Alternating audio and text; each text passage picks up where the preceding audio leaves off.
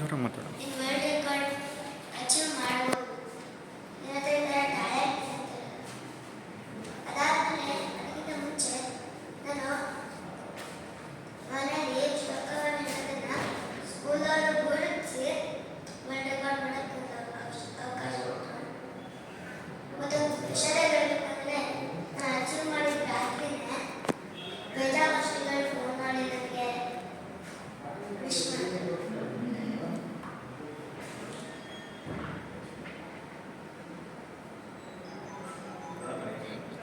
ಧನ್ಯವಾದ.